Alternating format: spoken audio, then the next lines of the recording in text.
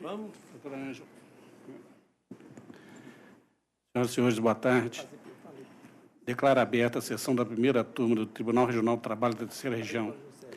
Inicialmente, gostaria de cumprimentar os desembargadores, desembargador Luiz Renaud, aqui presente, doutora Ângela Rogero, doutor Kleber Lúcio, ilustre procurador, doutor Sebastião Caixeta, senhores advogados, senhores servidores, demais presentes. Por favor, gostaria de registrar primeiro aniversário, no último dia 11, do nosso colega, doutor Kleber Lúcio, desejar-lhe saúde, muitos anos de vida e felicidade. Parabéns. Paz, saúde, alegria, inteligência de Contribuição sempre. De Sua Excelência continue a iluminar os nossos passos aqui na Justiça do Trabalho, né? Grande processualista, um juiz de alto quilate, né? Nasceu sob o signo do ouro e vem aí nos dando uma enorme contribuição para essa transição. Parabéns ao nosso colega. Eu também gostaria de me associar, doutor Kleber, desejando aí muitas felicidades, ainda mais sucesso, que continue aí contribuindo aí com o direito social por muitos e muitos tempos. Obrigado. Amém. Gostaria de registrar ainda, senhoras e senhores, a posse do novo desembargador, doutor Rodrigo Ribeiro Bueno, que ocorrerá essa semana, o que nos parece é dia 16 mesmo, aqui no tribunal. Ele foi promovido na vaga de merecimento e atuava na 46ª Vara do Trabalho de Belo Horizonte. Desejo a ele muito sucesso nessa nova fase da carreira, tudo que as portas agora que se abrem no tribunal possam recepcioná-lo e ele mantenha o trabalho que já vem laureando no tribunal com tanto brilho. Mais algum registro?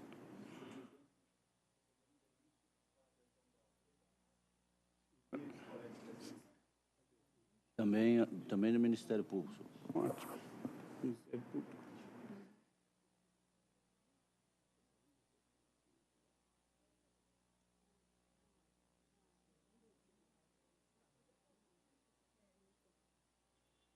Por favor, com a palavra, senhora secretária da sessão, para fazer o pregão do primeiro processo. Obedecendo a preferência regimental por antiguidade, porque tem a preferência de advogado de fora, mas ele não está presente, e a sustentação à distância também, que é do doutor Zé Eduardo, a primeira sessão é do doutor Luiz Otávio Renaud. É o 7 da pauta do doutor Renaud, é o 10.314, 2017, procedência da Vara de Nanuque. Inscrito, doutor Júlio César de Paula Guimarães, Bahia, pelas reclamadas. É o número 7 da pauta. Com a palavra o relator.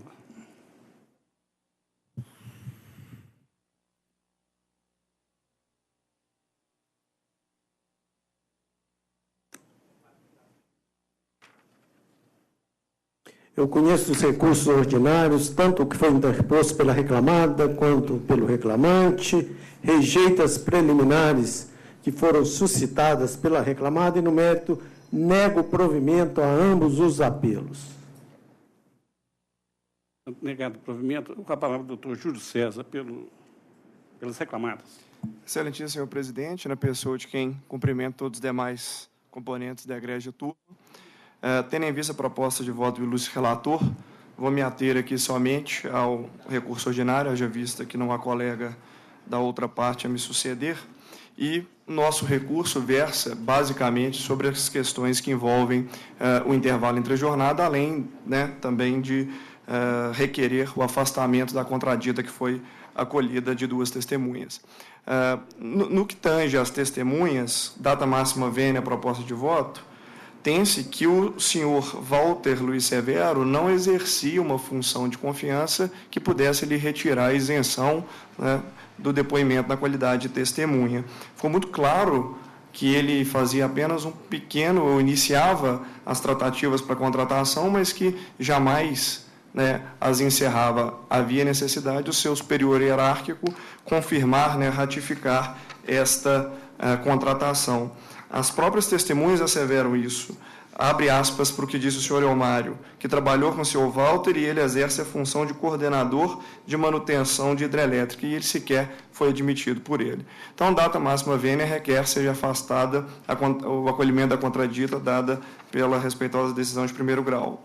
E, adentrando propriamente ao mérito, no que concerne ao intervalo entre a jornada, não resta dúvida, data máxima vênia, de que a prova dos autos atende ao exposto pelas reclamadas. Isso porque, no caso em apreço, o reclamante, é indiscutível, era operador de hidrelétrica.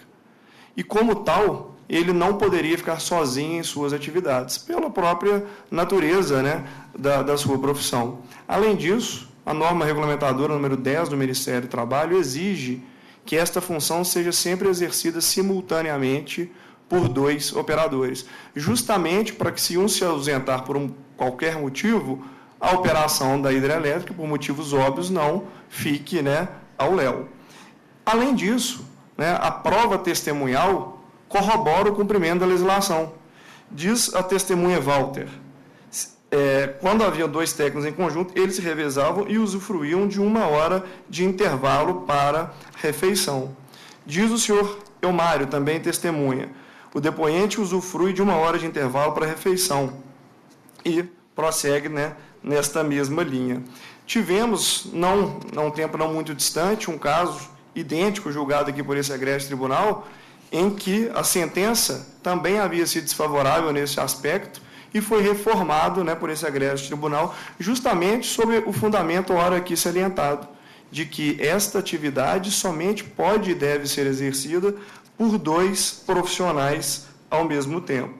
Então, diante do exposto, não vou me alongar aqui, porque as transcrições dos depoimentos já estão no recurso, mas, repito, a prova é uníssona, data máxima vênia, no sentido de que havia o gozo regular de 1 hora de intervalo para refeição e descanso, razão pela qual requer seja o recurso ordinário acolhido a fim de extirpar da condenação o pagamento dessas horas extras. É o que se requer.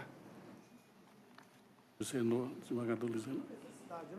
A contradita é uma prova emprestada, está exposto no meu voto, e ela foi, assim, inserta no processo, ora em exame, sem nenhuma ressalva, sem nenhum protesto, sem nenhum requerimento até, para que se tratasse de uma prova emprestada, mas que fosse reexaminada a questão da contradita. Então, acho que ela veio para o processo como ela se encontrava. Mas, de qualquer maneira, eu analiso também sobre a outra ótica, porque eu acho muito mais saudável e até tranquilo de se examinar essas questões quando o juiz escolhe, nesse caso, houve a colheita da prova oral e ela veio como prova emprestada e ela está nos autos, o que nos permite avaliar o conteúdo desses depoimentos em consonância com o restante da prova existente nos autos, e muitas vezes a prova, mesmo tendo sido oriunda de uma testemunha cuja contradita foi acolhida, ela pode ser tão ou mais convincente do que uma outra prova. Mas isso que não é o caso, como eu procuro demonstrar no meu voto. E quanto à matéria do intervalo entre a jornada, eu analiso aqui a questão, a prova testemunhal que o ilustre advogado menciona, ela está transcrita e é uma questão de interpretação e de análise da prova que o ilustre advogado terá conhecimento quando for da publicação do acórdão, e que seria também aqui, por amor à síntese, eu ler esses depoimentos apenas para dizer que eles me convenceram. Então, eu peço, vênia, encaminho o voto como lido inicialmente. Votante, doutor Kleber Luz. No vênia da sustentação oral, eu acompanho o eminente relator. Eu sou o terceiro votante, também acompanho o voto do relator e proclamo o resultado nos termos do voto do relator. Boa tarde. Próximo processo é o número 17 da pauta ainda do doutor Renault, é o 11.070/2016, procedência da segunda vara de Juiz de Fora. Escrito doutor Elbert Leopoldino de Almeida pelo reclamante. É o 17 da pauta. 17. Com a palavra, o relator, desembargador Renault. 17.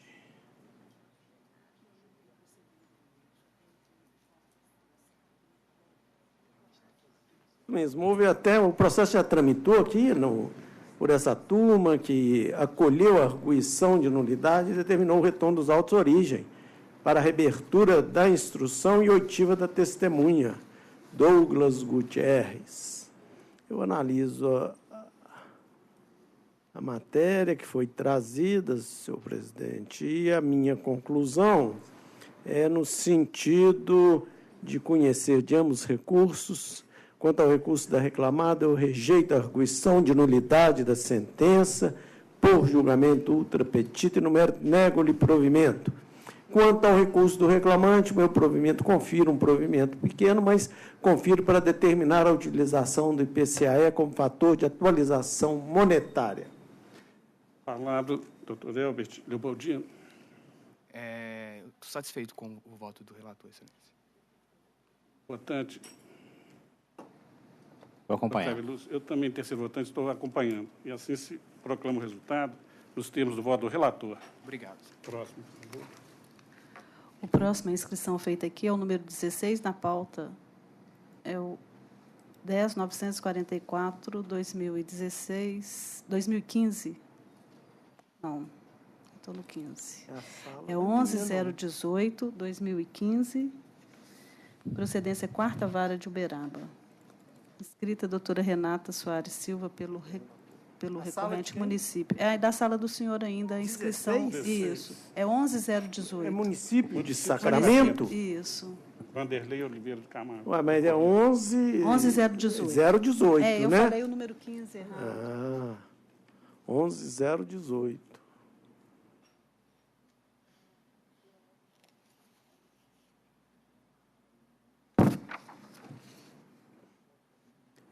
Esse voto é uma matéria que já tem suscitado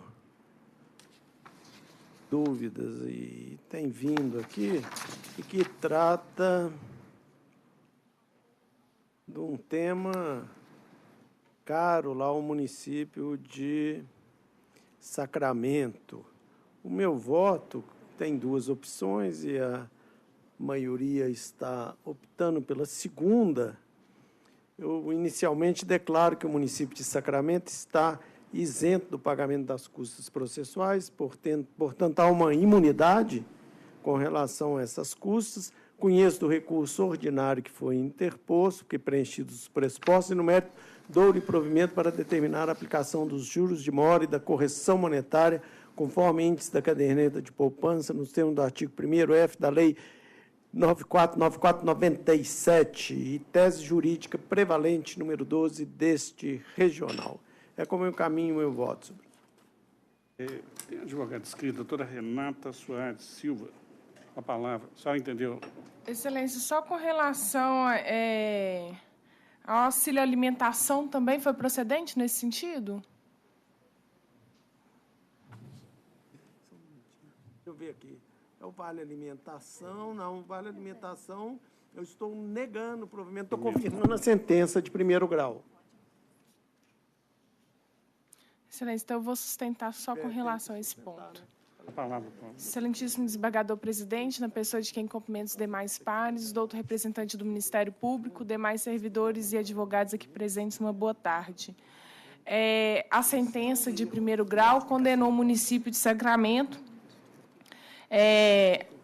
a pagar ao reclamante indenização correspondente à vale alimentação no período em que o reclamante já estava com seu contrato de trabalho suspenso em razão de aposentadoria por invalidez. Há jurisprudência no sentido contrário, em que o auxílio alimentação ele só é devido quando há uma contraprestação com relação ao serviço prestado, e nesses termos entende-se o município que não seria devido, então, o pagamento do auxílio alimentação, uma vez que o contrato de trabalho do reclamante estaria suspenso em razão da aposentadoria. Nesse sentido, eu peço o provimento total do recurso, inclusive nesse ponto, é o que se requer. Obrigada. A matéria está aqui analisada, o meu voto foi apresentado com duas opções. A primeira opção minha, pessoal, era até no sentido da sustentação oral da ilustre advogado, mas a douta maioria está entendendo de forma diversa, então eu vou ressalvar o meu ponto de vista e será, mas ela terá acesso aos fundamentos. A palavra, doutor Kleber. Eu acompanho e só esclarecer à procuradora que os demais votos estão assentados numa lei municipal que diz que o chefe do executivo estava autorizado a conceder alimentação para servidores ativos e inativos. Isso, inativos também Inativos, incluídos. Eu sou o terceiro votante e acompanho nesse sentido também. E assim se proclama o resultado. Obrigada. O próximo agora é da sessão de PJ, é doutor Kleber. É o número 8 da pauta. 10.413, 2017, vara do trabalho de Unai. Inscrito doutor Marcelo Augusto Pinto de Souza pelo reclamado. É o número 8 da pauta. A palavra ao relator.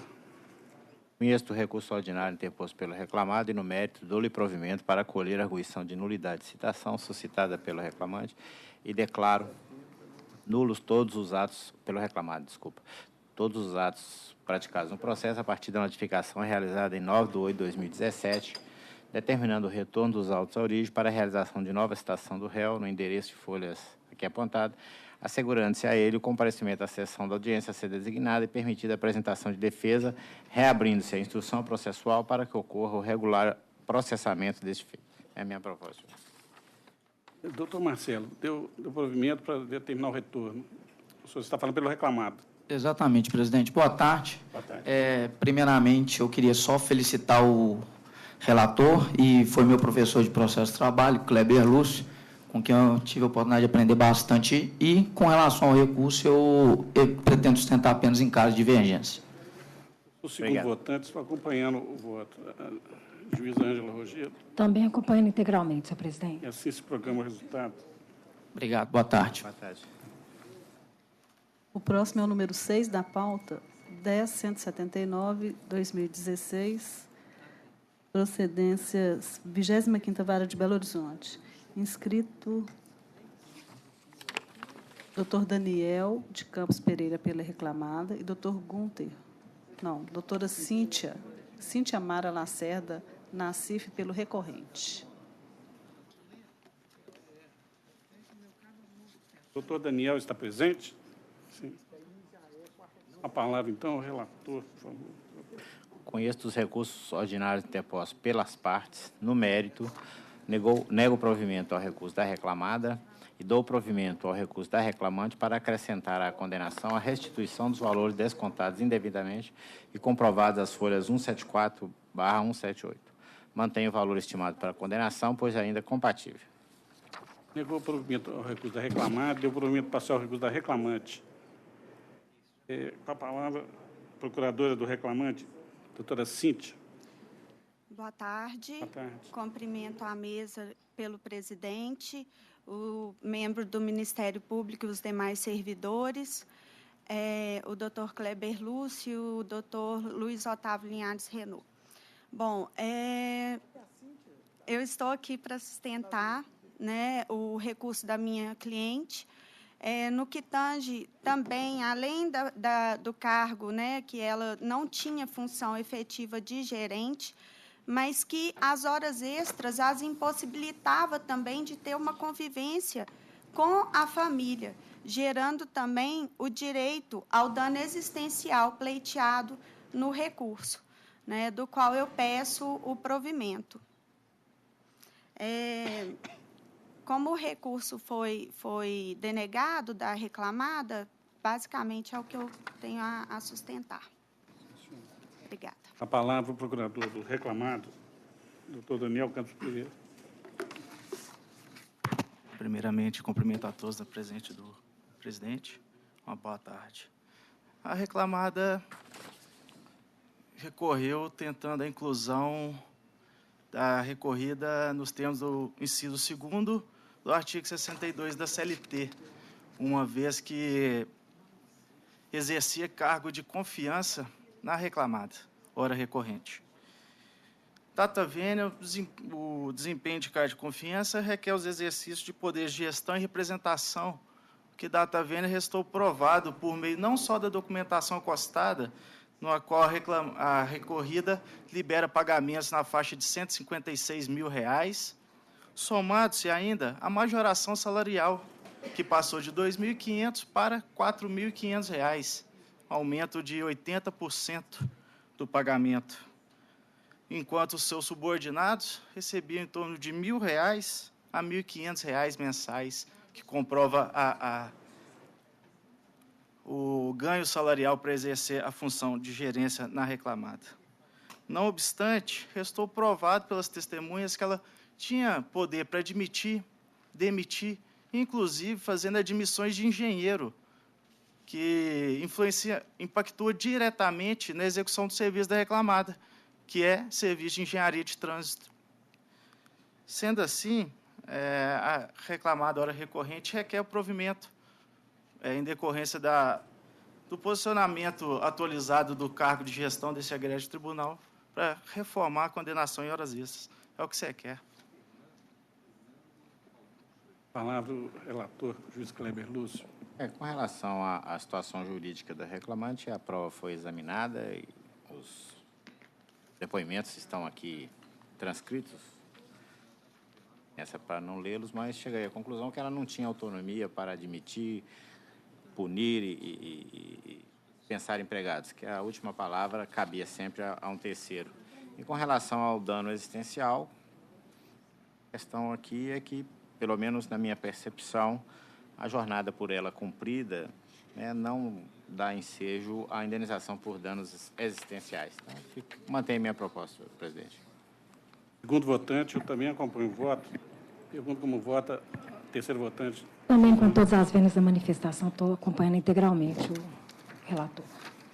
Okay, eu queria fazer uma breve referência à doutora Cíntia Lacerda, que foi nossa aluna lá na PUC, viu, professor Kleber? Ela defendeu a dissertação de mestrado de uma forma brilhante. Um prazer enorme vê-la aqui e desejar muito sucesso na sua vida. Esse programa é o resultado dos termos do voto do relator. Obrigado. O próximo processo ainda da sessão, doutor Kleber, é o número 3 na pauta 10.142/2017, procedência Vara de Guanhães.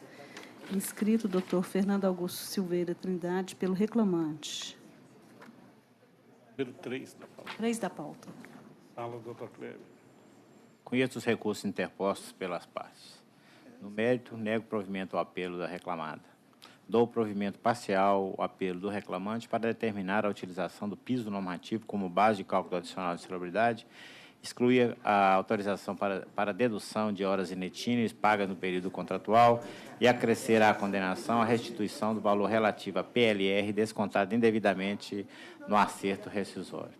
Mantenho o valor da condenação, posto que é ainda compatível, e defino aqui a natureza jurídica das parcelas para efeito previdenciário. É a minha proposta. Palavra advogado, inscrito, doutor Fernando Augusto Silveira Trindade. Excelentíssimo senhor presidente, boa tarde, na pessoa de quem cumprimento os demais integrantes da turma. Cumprimento também o doutor Kleber pelo aniversário recente. Doutor Kleber, só não entendi com relação ao artigo 477, o senhor deu provimento ao recurso? 477. Recurso do reclamante, né? Negou isso. Negou provimento. Negou provimento, né? Pois bem, com a devida vênia ao voto agora colocado, eu queria apenas destacar 2 pontos aqui nesse nosso recurso. A primeira premissa aqui para a nossa razão de recorrer foi o fato de que a reclamada ter tido prazo, conforme por ela solicitado, deferido pelo doutor juiz Acor, para juntada de documentos, e ela não juntou absolutamente nenhum documento do autor. Não juntou recibo de pagamento, não juntou recibo de comprovante de depósito das verbas rescisórias, não juntou cartões de ponto, ou seja, ela omitiu ao processo toda a documentação referente ao contrato de trabalho. Nesse passo, nós entendemos que o afastamento da multa do 477, por exemplo, uma vez que negado o recebimento tempestivo pelo autor, deveria ser deferido, uma vez que seria obrigação da empresa comprovar, então, que fez o pagamento tempestivo, destacando que, na rescisão homologada pelo sindicato, houve expressa ressalva à multa, à incidência da multa do 477 por isso. Com relação ainda a um outro ponto da sentença que eu gostaria de destacar, diz respeito às condições de trabalho naquela mina. Nós não estamos falando aqui de uma empresa qualquer, mas de uma das maiores mineradoras do mundo, que montou as suas atividades na cidade de Conceição do Mato Dentro, e foi reconhecido pelo doutor juiz Acó que as condições em que ela mantinha o autor, ou seja, durante toda a noite, na mata, sem local para refeição, sem instalações sanitárias para uso, foi uma condição aviltante de trabalho. A condenação em danos morais, que foi arbitrada, foi no valor de 2 salários que ele recebia à época. Nós achamos que essa indenização não atende ao binômio de levar algum lenitivo à pessoa que passou por aquela situação e imprimir para a empresa que a causou o sentido de dever de reformar aquela situação de trabalho. A título de exemplificação, a nova lei trabalhista, ela coloca parâmetros de fixação de danos morais, e o mais leve deles, de 3 vezes o salário recebido, que sequer é alcançado pela indenização combinada.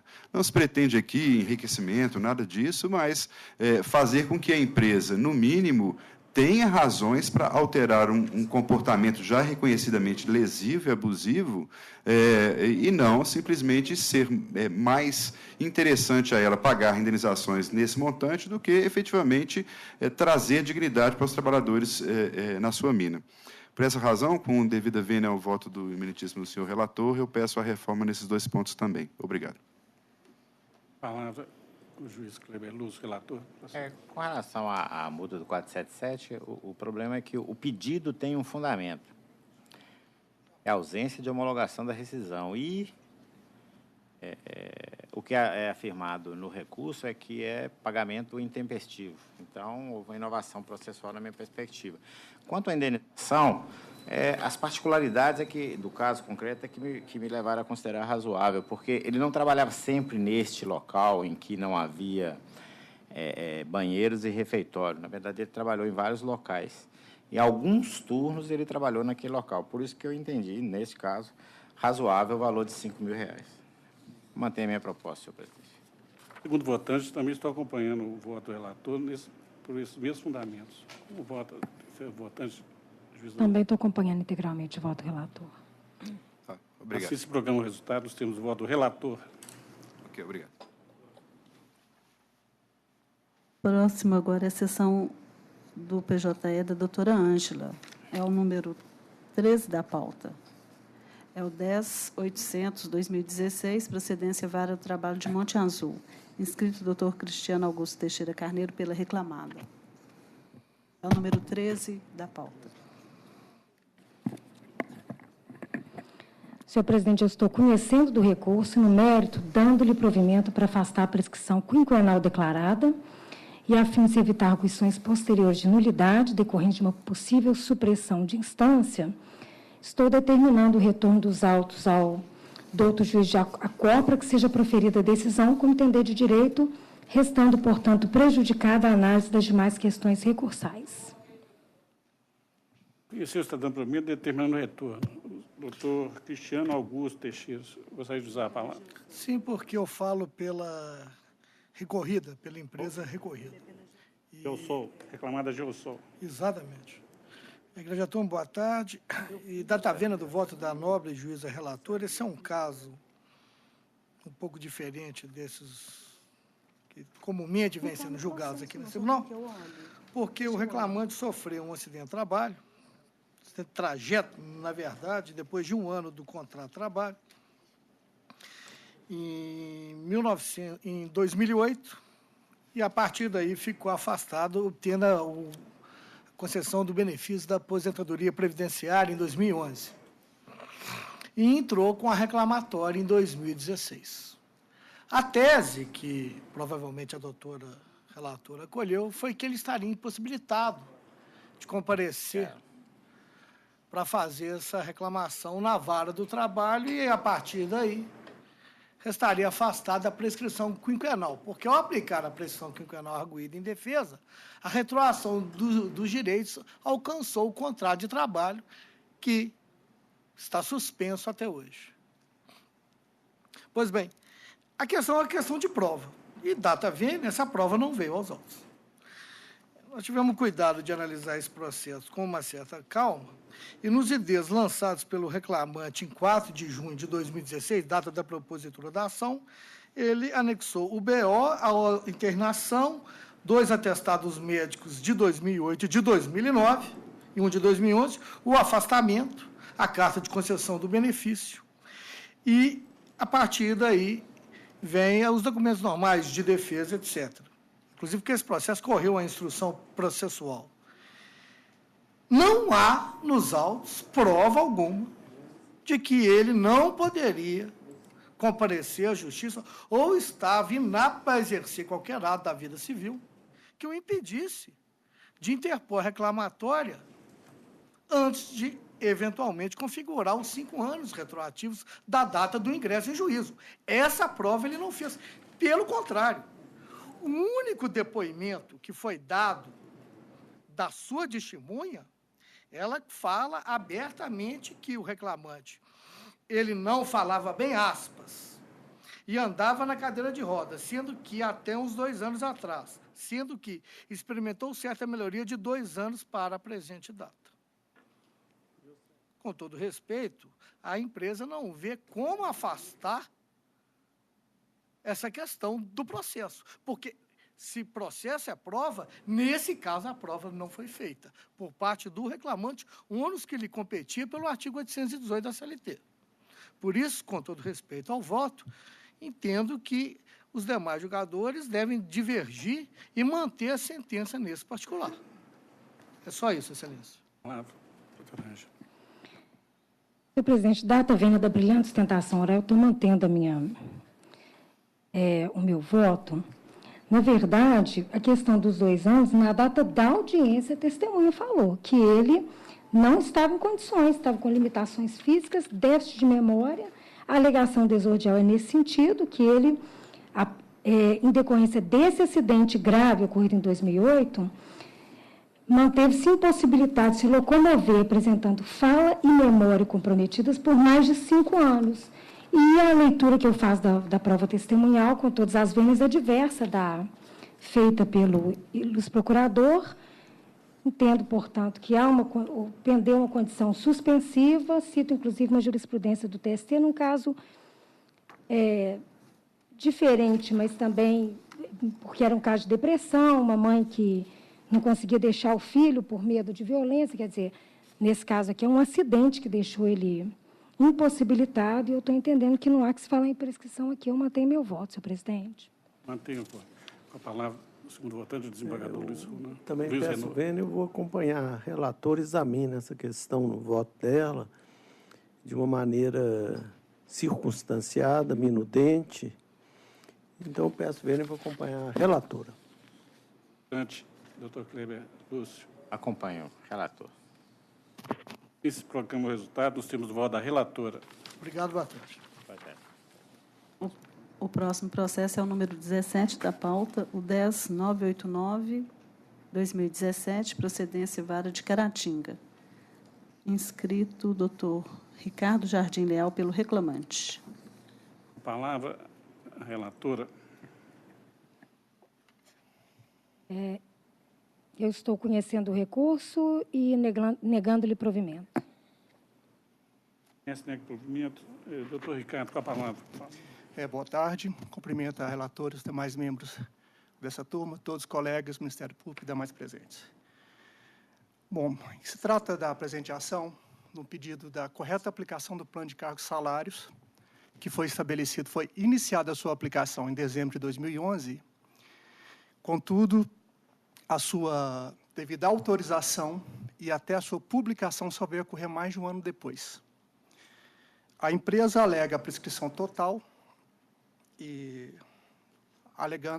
aduzindo que entre a aplicação do plano de cargo e salário e a distribuição da ação já havia ocorrido mais de 5 anos, não cabendo, então, a aplicação da 452, sendo aplicável a 274, a 295, né, todos do colente TST.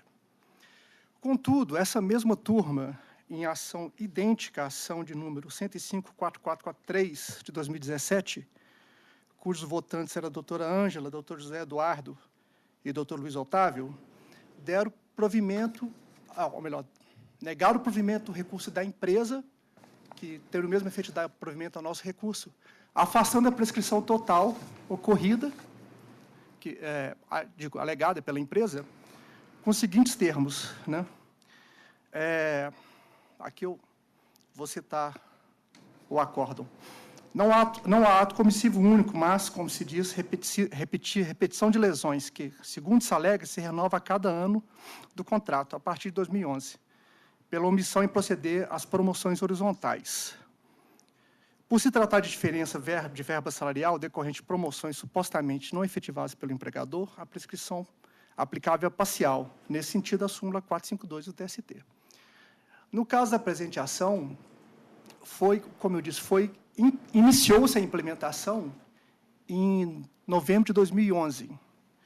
Contudo, a empresa estabeleceu um plano de cargos e salários e ela própria não obedeceu às regras de promoção do plano de cargos e salário. Então, de fato, o que ocorre é a não observância dos critérios de promoção do empregado. Dessa forma, deveria ser afastada a prescrição total, com base na súmula 452 do colente TST.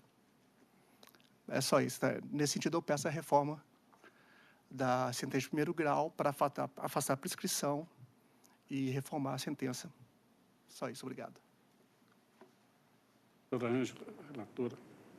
Essa douta primeira turma adota um ponto de vista com relação à prescrição, com o qual eu coaduno e tenho em vários votos manifestados nesse sentido, a partir de um voto do presidente, o José Eduardo, mas esse caso aqui eu coloco no voto a diferenciação, não é contraditório com o que a gente vem decidindo. Aqui nós estamos falando de, em momento algum, recorrente alega inobservância dos critérios de promoção estabelecidos no plano de cargo e salário, e nem formula pedido de diferença por descumprimento do PCS e por ausência de promoções, mas apenas em razão do reenquadramento. Então, o que eu coloquei no voto, que eu também, ao analisar, percebi essa similaridade, essa diferenciação, se as diferenças salariais objeto da pretensão obreira guardam relação direta com o reenquadramento feito pelo empregador no ato da implantação do plano de cargos e salários, sendo esse o ato que se pretende combater, resta afastada a aplicação da súmula 452, já que não se questiona a adoção ou não de critérios para promoção no curso do contrato de trabalho. Eu estou mantendo meu voto como apresentado, senhor presidente. Segundo votante, desembargador. Parece que nada mudou de longa data. O reenquadramento costumava ser um exemplo clássico de ato único. Não teve a insurgência, como mencionado pela ilustre relatora, das diferenças, mas é aquele ato inicial do reenquadramento do reclamante. Então, eu também acho que é um caso diferente e vou acompanhar a relatora. Terceiro votante, juiz Kleber Lúcio. Estou pedindo vênia da sustentação e acompanhar a relatora, porque aqui se aplica, a aplicação, na verdade, é da súmula 275. Em se tratando de pedido de reenquadramento, a pressão é total. Então, acompanhe a relatora. Assim se proclama o resultado nos termos do voto da relatora. Boa tarde. Boa tarde. O próximo é o número 21 da pauta ainda do Dr. Kleber, é o 11.351/2016, procedência 41ª Vara de Belo Horizonte. Inscrita a doutora Cristiane Carvalho Andrade Araújo pelo reclamante. É o 21 da pauta. Ai, não, meu. 11.351 do senhor. Estou abrindo aqui que eu estava na... Mentira. É da doutora Ângela. Tá. Eu falei doutor Kleber, perdão. É a doutora Ângela. Até a página aqui para mudar. Também estava mudando aqui. Que só foi o último a falar. É verdade. A sala da doutora Ângela. É da doutora Ângela ainda, na mesma sala. Desculpa, doutora Ângela. 11.351/50. Eu estou a palavra relatora, por favor. Pois não, senhor presidente. Eu estou conhecendo os recursos ordinários, à exceção no apelo do autor das insurgências relacionadas à alegada terceirização ilícita e seus desdobramentos, inclusive no que tange ao pleito de declaração de nulidade do contrato firmado entre a RE e outra empresa que sequer figura no polo passivo da demanda, por inovação recursal, uma vez que essas questões não constam da exordial. E, no mérito, estou negando-lhe esse provimento. Boa tarde. Doutora Cristiane Carvalho, com a palavra. Boa tarde a todos, aos quais cumprimento da relatora, doutora Ângela. Vou confessar para os senhores que esse processo levou um tempo, inclusive, para eu entender o que se passava dentro dele. Porque, quando a colega advogada me passou esse processo, eu também precisei entendê-lo. E talvez isso possa também acontecer, porque foi difícil para mim entender a lógica que se dava esse processo devido às várias interpercussões que tiveram no meio desse caminho, desse processo. Mas vamos lá. Aqui se trata de um pedido de vínculo empregatício, né, do reclamante, junto da Associação Mineira de Municípios. E por que diante da Associação Mineira de Municípios? E aí sim se faz imprescindível esse esclarecimento. Porque a Associação Mineira de Municípios, ela se associou no sentido de formar faculdades no interior de Minas Gerais, em determinadas cidades de Minas Gerais. Daí porque a Associação Mineira de Municípios. E essas faculdades eram, de nomenclatura, faculdades municipalistas mineiras. Então, a FAM. A Associação Mineira de Municípios, na criação da FAM, chamou o reclamante para que o reclamante fosse responsável pela constituição física dessa faculdade. Daí porque existem várias provas nos autos, vários e-mails nos autos, inclusive alguns desses e-mails foram colacionados no recurso ordinário do reclamante, onde o reclamante foi contratado como procurador institucional. O que faz um procurador institucional, inclusive pela portaria do próprio MEC? Ele é um contratado da empresa para constituir essa faculdade. Dentro desse interregno, dessa constituição dessa faculdade, o reclamante possuía contrato de trabalho com a FUPAC. Só que a FUPAC, ela possui CNPJs distintos em cada cidade. O contrato de trabalho do reclamante com a FUPAC era nas cidades de Barão de Cocais e de Sabará. Na defesa, a reclamada não nega a prestação de serviço do reclamante. Ela não nega que o reclamante lhe prestou serviço. Ela nega que houve vínculo empregatício, mas ela não nega a prestação de serviço. Apesar de não negar a prestação de serviço, ela não disse para o que ele foi contratado. Ao contrário, ela fala que ele foi contratado pela FUPAC de Nova Lima. Só que o reclamante não possui contrato de trabalho com a FUPAC de Nova Lima. E é importante ressaltar que, inclusive, a carteira de trabalho do reclamante colacionada nesses autos comprovam que são contratos de trabalhos distintos. E ele, como procurador institucional, ele não é uma pessoa que fica em uma faculdade. Por isso, é permitido essa polarização de vínculos. Tá? A polarização de vínculos, no caso do reclamante, é possível, tanto que ele possui 2 vínculos de trabalho, inclusive até hoje ativos, com a FUPAC, só que com a FUPAC de Barão de Cocais e com a FUPAC de Sabará. Então, este é o primeiro argumento que descaracteriza a alegação da reclamada de que ele foi contratado pela empresa interposta, uma vez que a própria reclamada alega que foi a FUPAC de Nova Lima. Empresa essa que o reclamante não possui contrato ativo nem contrato de trabalho. Então, a partir daí, já se descaracteriza essa ligação do reclamante com a FUPAC e com a Associação Mineira de Municípios. Esse é o primeiro ponto. Em segundo lugar, chama a atenção de Vossas Senhorias que existe nos autos um ofício que foi encaminhado ao MEC, e esse ofício ele fala que o reclamante não possuía o cargo na empresa reclamada. Só que é importante também, mais uma vez, ressaltar que esse ofício ele é expresso para faculdades ativas E a faculdade, no momento do ofício para o MEC, a faculdade já não existia mais, né? Ela teve uma sobrevida muito pequena em decorrência de mau planejamento, de falta de alunos, mas, no momento deste planejamento, o reclamante, sim, fazia parte. E aí eu chamo o vênia de Vossas Excelências, inclusive para essa documentação carreada aos autos, que existe um e-mail do coordenador da Associação Mineira para o reclamante, justamente questionando essas atividades e questionando a implementação da faculdade municipalista. E por que eu falo para os senhores que eu demorei um pouco de tempo para conseguir entender a lógica deste processo? Justamente porque são muitos fatores diferentes que foram trazidos todos para o mesmo contexto. Então, a gente tem nesse processo uma confusão, porque quando eu escutei falar pela primeira vez em FUPAC, para mim realmente era uma instituição única, e de fato não é. A FUPAC, ela possui contratos e CNPJs distintos, tanto que existem 2 contratos de trabalho do reclamante com a FUPAC realmente, mas Barão de Cocais e Sabará. E qual que é a alegação da reclamada para comprovar que foi uma contratação, aí no caso interposta, uma terceirização?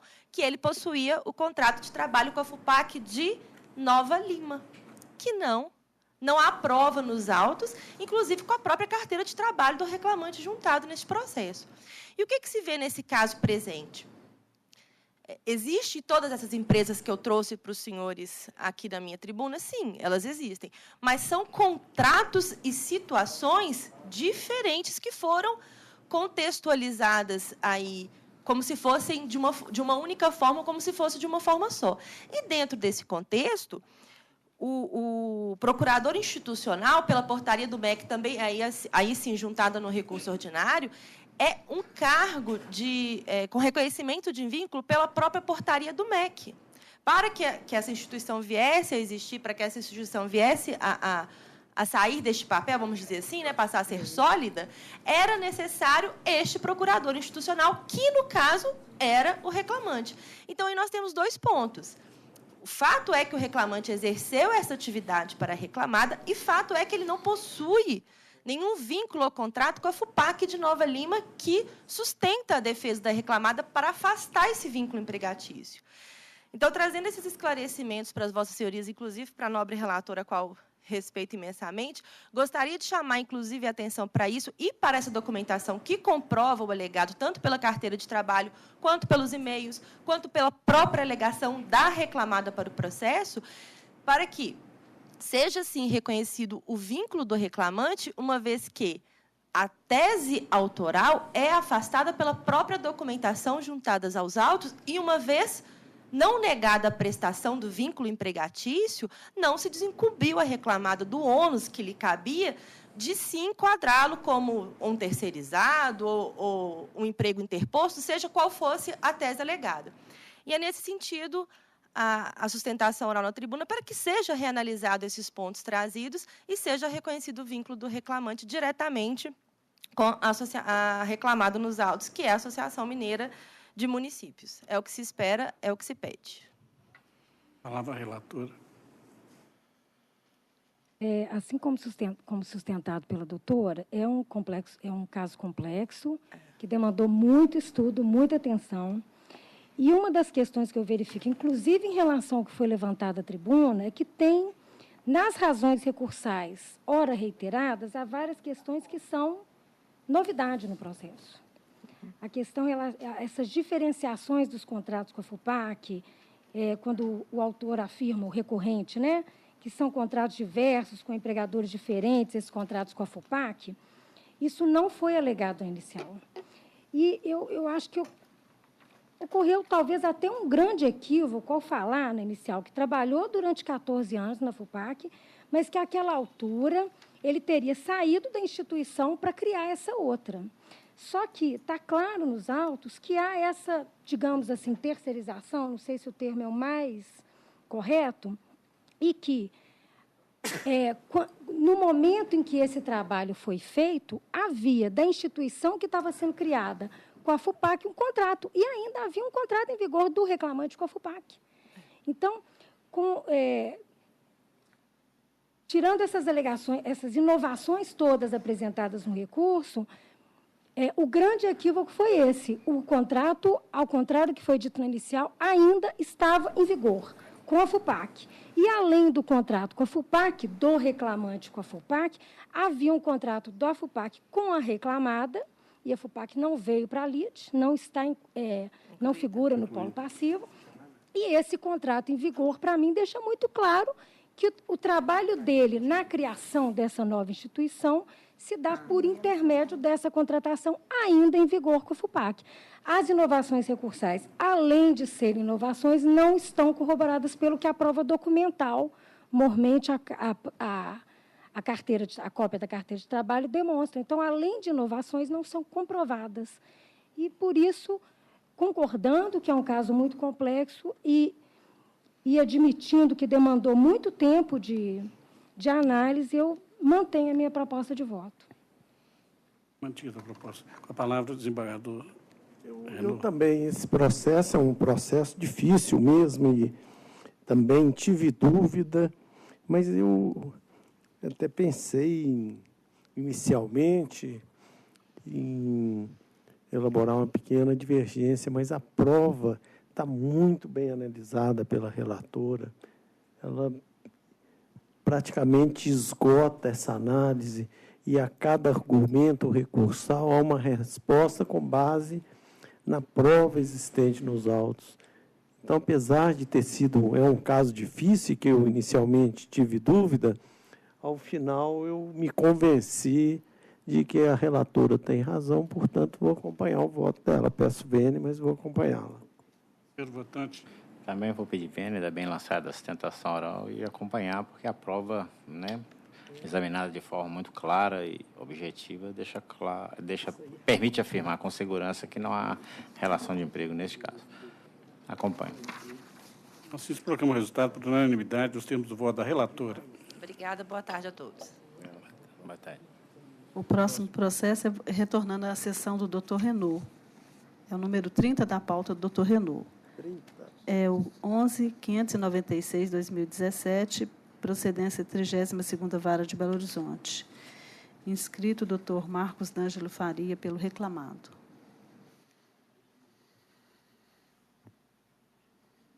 A palavra o relator. Banco Santander, não é isso? Banco Santander. Participação nos lucros e resultados, direitos estendidos aos aposentados, a supressão de benefício de participação nos lucros, concedido por meio de regulamento interno, caracteriza a alteração contratual lesiva, artigo 468, uma vez que as cláusulas mais benéficas aderem ao contrato de trabalho de seus ex-empregados.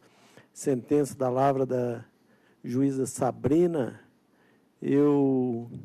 há uma exceção de incompetência em razão da matéria que eu estou rejeitando, uma preliminar de carência de ação por ilegitimidade passiva, que eu também rejeito, há uma alegação de prescrição, que também resta afastada, e a matéria de fundo, o mérito, eu já, ao ler a ementa, fiz uma pequena síntese do meu entendimento e estou negando o provimento ao recurso. Com a palavra o procurador da reclamada, o doutor Marcos D'Angelo Faria. Isso, exato. Boa tarde, excelências. Cumprimento a todos os integrantes dessa egrégia turma, integrante do Ministério Público, servidores, demais colegas. Trata-se aqui de processo que envolve o deferimento da PLR aos empregados inativos do antigo Banco Banespa do Estado de São Paulo. Pois bem, excelência, eu gostaria de iniciar fazendo uma distinção entre a gratificação semestral e a PLR que é pretendida pelos reclamantes. É importante deixar claro que a gratificação semestral ela era um benefício previsto no Estatuto do antigo Banco Banespa e que, nesse Estatuto, previa, após autorização da própria diretoria do banco, do pagamento de um benefício chamado gratificação semestral aos empregados e, em determinado período, para os aposentados também. Contudo, excelências, essa gratificação semestral, houve uma alteração do estatuto do antigo Banco Banespa em 2001, e essa alteração ela suprimiu essa gratificação semestral, e, a partir desse momento, após negociações coletivas, se entendeu por bem o pagamento da PLR exclusivamente para os empregados ativos. Então, a intenção do banco e do recurso, na verdade, é demonstrar que a PLR, a PLR, ela é prevista exclusivamente para os ativos, e isso porque em razão da própria negociação coletiva. Consta da cláusula de convenção coletiva que ela é exclusiva para os empregados ativos, pois são eles que têm condições de trazer lucro ao banco e, em razão disso, tem um pedaço desse lucro dividido. Já a gratificação semestral era um benefício que somente era pago aos empregados e, realmente, em um período para os ex-empregados, a partir do momento que houvesse da diretoria do banco uma autorização para que isso fosse feito. Então, o que eu gostaria, nesse momento, de pontuar é a diferença entre a gratificação semestral e a participação nos lucros e resultados, que os reclamantes pretendem nessa ação.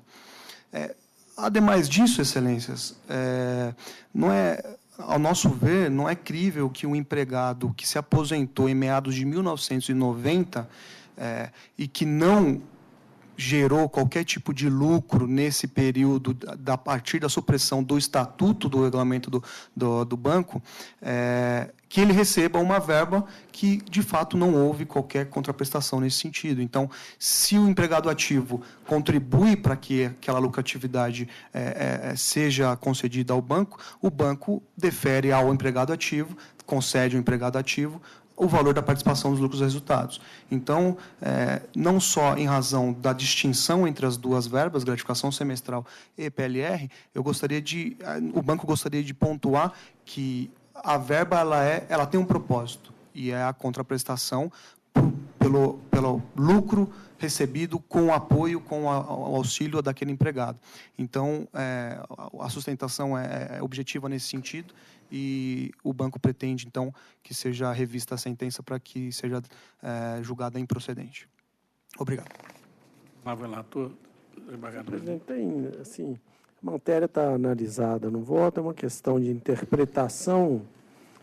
O conjunto probatório revelou, no meu modo de ver, que a gratificação semestral e ao entendimento da turma corresponde a uma forma, uma maneira de distribuição dos lucros e venha voltada pelo fato de que ela é paga após a publicação semestral do balanço, com isonomia entre os aposentados e aqueles da ativa.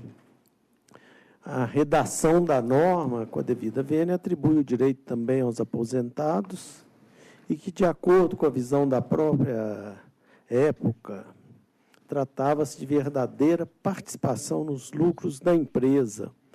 O espírito, né, da norma, não o seu corpo, a sua essência mesmo, sendo irrelevante no meu modo de ver, e é o entendimento da turma, a denominação atribuída atualmente à parcela que foi instituída em 2000. Então, pela lei que eu menciono. Então, peço bem, respeito o ponto de vista do reclamado, é uma matéria que traz realmente uma indagação, mas é o entendimento que vem sendo chancelado por esta turma. Votante, juiz Kleber Lúcio. Eu acompanho o voto do relator, pedindo vênia à sustentação, e é interessante que essa parcela é tratada no estatuto do reclamado, no título da distribuição de lucros. Então, fica claro que, na verdade, é a distribuição de lucros. Coincide. Então, eu estou acompanhando o relator. Terceiro votante, também estou acompanhando o voto do relator nos mesmos fundamentos. Obrigado, excelência. E assim se proclama o resultado dos termos do voto do relator. O próximo processo ainda da sessão do Dr. Renault é o 28 da pauta 11.568/2017, procedência 35ª Vara de Belo Horizonte. Inscrito o Dr. Elias Nege Neto pela reclamada. É o 28 da pauta. Com a palavra o relator. A discussão, pelo que eu estou vendo aqui, nuclear, matricial é o trabalho externo, a possibilidade, a inteligência do artigo 62, essa interpretação que suscita muitas dúvidas diante das inúmeras situações fáticas que podem ocorrer no mundo fático. Eu, após analisar a prova, como sempre, fazendo análise, nosso material primordial tem sido, sempre a matéria fática, né? Quase sempre predominante. Eu conheço de ambos os recursos, no mérito, eu estou negando o provimento ao recurso da reclamada e, por outro lado, dando provimento parcial ao recurso do reclamante para a linha A, estabelecer a jornada do reclamante nos meses de dezembro até o dia 10 de janeiro, de segunda a sexta-feira, de 7 às 22 horas, aos sábados, de 7 às 20 horas. Em 7 dias de saldão por ano, de 7 às 22 horas. E na semana que antecede as datas comemorativas de Dia das Mães, Dia dos Pais, Dia das Crianças e Dia dos Namorados, de segunda a sexta-feira, de 7 às 22 horas, sendo que aos sábados, de 7 às 20, bem como em feriados civis e religiosos, nacionais alternados, de 8 às 18 horas, sempre com 30 minutos de intervalos, mantidos os reflexos e demais parâmetros de apuração estabelecidos para as demais horas extras. No cálculo das horas extras, elaboradas em feriados, não há que falar em aplicação da súmula 340 do TST.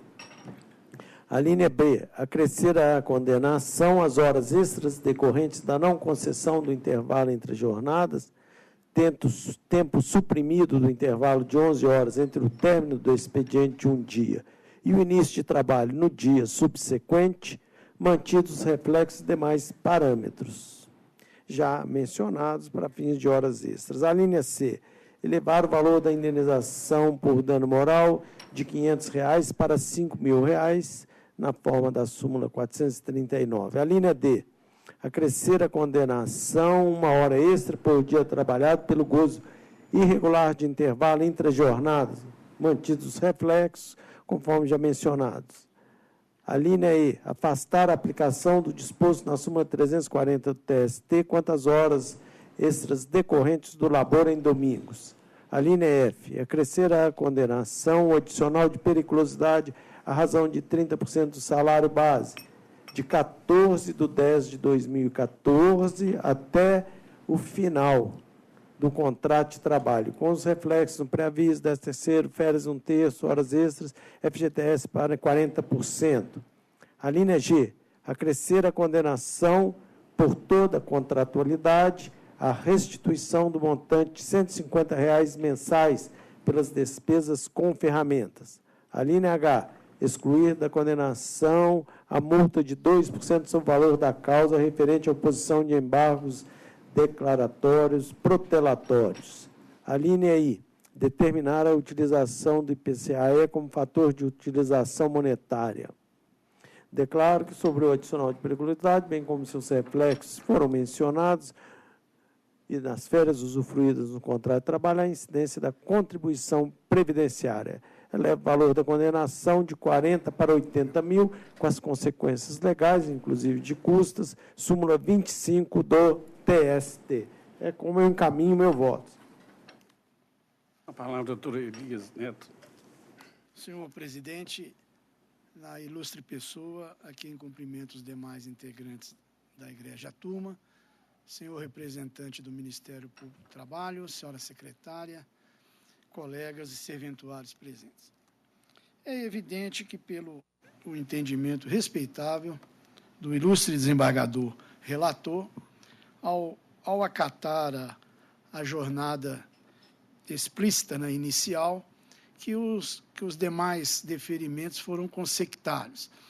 Mas nós ousamos divergir de Sua Excelência, porque é evidente que o montador de imóveis ele pega a sua tarefa pela manhã e vai ao encalço do seu trabalho, né? E a empresa não está lá no calcanhar dele para saber se ele parou às 10 horas da manhã, foi ao banco resolver algum problema, foi resolver problema particular, etc, etc. Se ele chegou até 20 horas ou até 22 horas numa casa de família, não nos parece assim dentro do razoável que dentro de uma casa de família, ainda que seja próximo de datas comemorativas e do Natal, com todo o respeito, ele seja admitido a ficar até às 22 horas fazendo esse serviço de montagem.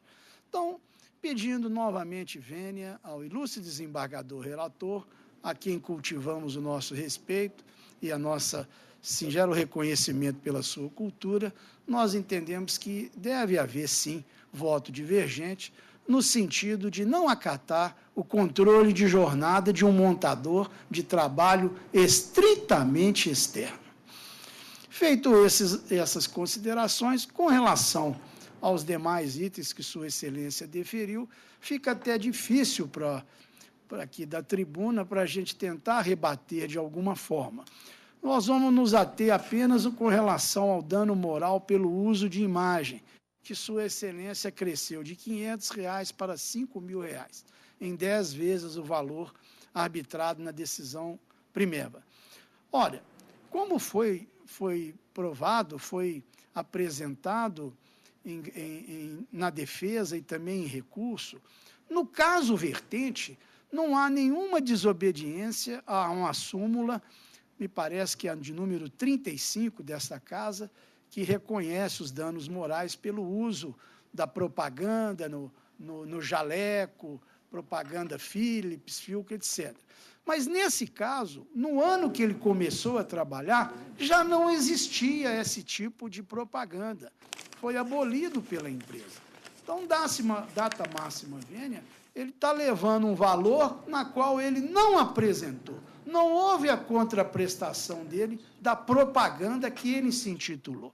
Então, também, data máxima vênia, usamos de virgem de Sua Excelência e, da mesma forma que para a jornada reconhecida, gostaríamos que fosse decotado o valor arbitrado a título de danos morais, ou ao menos fosse mantido o valor de primeira instância. É assim que se pede a costumeira justiça. Presidente, é sempre agradável ouvir o doutor Rogério pela fluência e pela delicadeza com que ele trata a matéria, né? Como ele encaminha e demonstra, é uma lição sempre ouvi-lo, viu? Acho que os jovens advogados todos poderiam, alguns deles, né? Nem todos, mas se espelhar em Vossa Excelência, sempre muito preciso e muito llano, procurando mostrar com essa educação que lhe é peculiar. Eu analiso a matéria e a prova testemunhal é essa questão, né? Até a prova testemunhal precisa ser interpretada, né?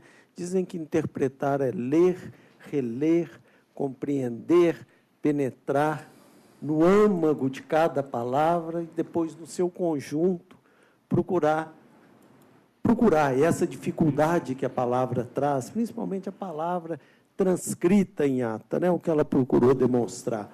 Eu examino o depoimento pessoal, o depoimento do preposto, né, da reclamada, faço uma transcrição, por amor à síntese, eu não vou fazer leitura do é certo que me convenceu, e também apoiado, secundado pela prova testemunhal, cuja transcrição eu também faço para facilitar a compreensão do meu voto, e chego à conclusão que, diante desses depoimentos, aí é a questão do entendimento já em consonância com a interpretação da norma jurídica, né? Que seria perfeitamente possível a fiscalização da jornada do autor, que ele portava um tablet, né? Ele tinha uma ferramenta de trabalho, digamos assim, de última geração, né? Ligado com o sistema da reclamada, informado do horário de início e de término de cada atendimento. E aí, a hipótese do artigo 62, inciso 1 da CLT, eu estou entendendo que não se enquadra a situação fática presente, uma vez que a fiscalização da jornada de trabalho ela era possível, como bem observado pelo juiz Acor. Então, eu peço vênia, compreendo os fundamentos do ilustre advogado, mas o meu voto, ele enfrenta essa matéria. E, com relação ao dano moral, é uma questão de elevação. Eu estou também entendendo na mesma trilha da respeitável sentença de primeiro grau. Então, eu peço vênia e mantenho, encaminho o voto como lido inicialmente. Palavra segundo votante, juiz Kleber Lúcio. Estou acompanhando o voto e só esclarecendo com relação à logomarca, que o reclamante, em parte do período, fez uso da camisa com a logomarca de uma outra empresa. Então, isso foi considerado pelo relator para arbitrar os honorários, a indenização. Então, eu estou de acordo. O terceiro votante, doutor Elias, também a fundamentação do voto é bem extensa, todos esses pontos estão sendo analisados lá. Eu também vou acompanhar o voto do relator e, assim, fico unânime. Nesses termos, eu proclamo o resultado. Os termos do voto do relator por unanimidade. Obrigado. Boa tarde. Boa tarde.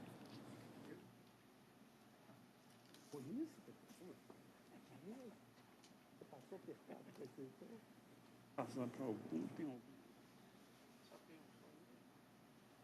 Aí vai ser do Zé Eduardo? Com a casinha, então.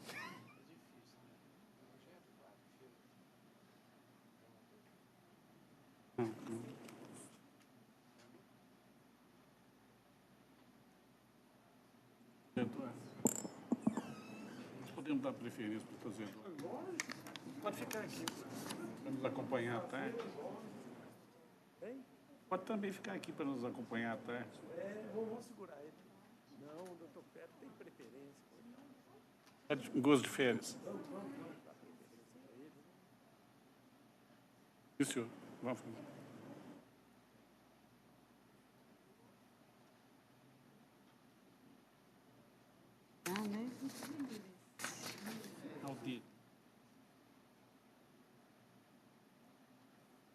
Podemos dar preferência a Vossa Excelência para poder.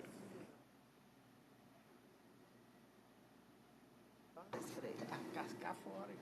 Mas eu tenho que ir. Toga dele. Toga dele, que coisa.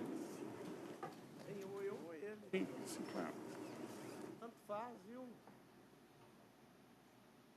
Cadê minha? Sempre preside. Cadê minha? Pega pra... Aí? É o que tem maior número de processos. 57 dele. Tendo em vista a preferência, doutor Zé Eduardo. As meninas têm... Você está em gosto de férias? Aí o doutor Renan deixa. Eu tive aqui agora, porque realmente eu não estava lembrando.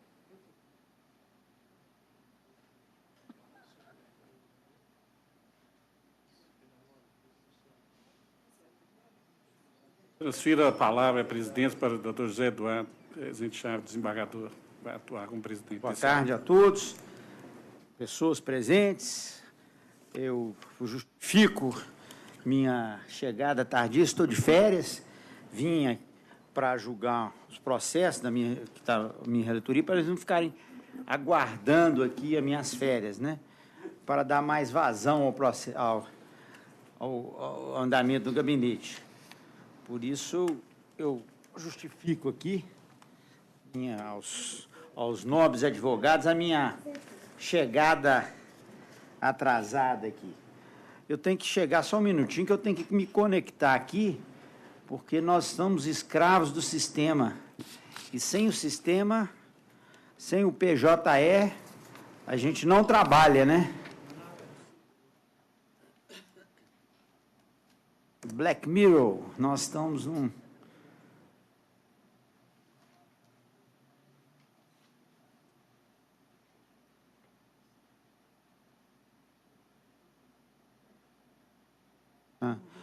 Não, eu vou ter que... esqueci o cartão. Não, mas isso aqui... não, está aqui, mas eu vou entrar sem assinar, entro pelo CPF.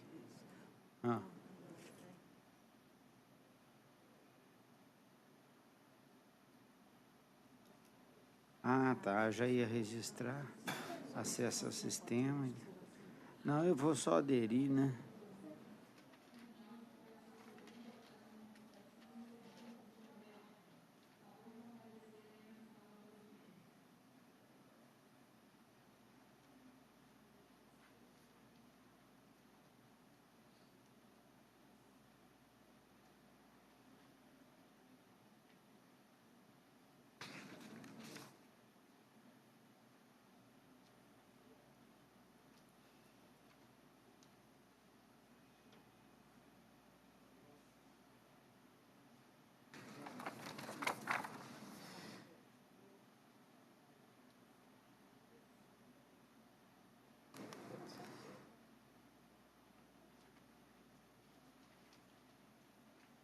Estamos entrando aqui.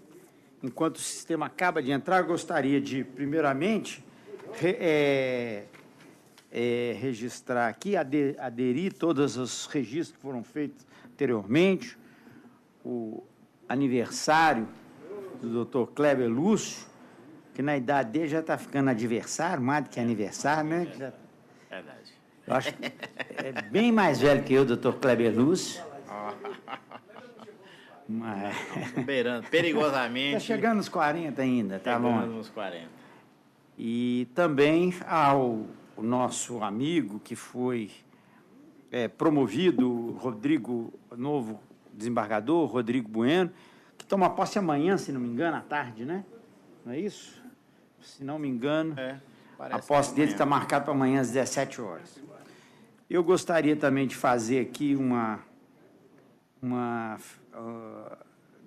cumprimentar a diretoria da AMAT, Associação Mineira dos Advogados Trabalhistas, pela realização da sua tradicionalíssima feijoada no dia 26 de maio de 2018. A AMAT, a Associação dos Advogados Trabalhistas, sempre realiza no mês de, acho que em maio, sempre de cada ano, essa é a 5ª feijoada da AMAT. Felicitar. Gostaria muito de estar presente, mas eu vou estar viajando, não estaria certamente. Bom, e também gostaria de fazer um registro aqui pela eleição de um querido amigo, a eleição do presidente do Tribunal, para presidente do Tribunal de Justiça do Estado de Minas Gerais, desembargador Nelson Messias, né, um amigo de longa data que foi eleito agora, semana passada, vai tomar posse no dia 29 de junho, sem dúvida, um magistrado com todas as qualidades, tem no sangue a gestão do judiciário, sem dúvida, será um grande presidente. Tenho certeza, desejar sucesso na sua sugestão. Como? Não. É um novo mandato integral. Para terminar o mandato, ficou do trágico falecimento, né, do desembargador Herbert, terminando o mandato, o vice-presidente, desembargador Geraldo Almeida. Bom, Senhor presidente, o Ministério Público também gostaria de se associar a todos esses registros e homenagens. Pois não, estão feitos os registros do Ministério Público. Tem um pedido aqui, a senhora secretária, para o pregão dos processos, mas me chegou aqui um pedido de adiamento, que eu submeto à turma. Eu nunca me oponho a adiamento. O problema... Só tem um probleminha que eu vim nas férias para julgar e se retirar de pauta só depois das minhas férias. Eu não prometo vir aqui 2 vezes nas férias. Talvez eu venha, né?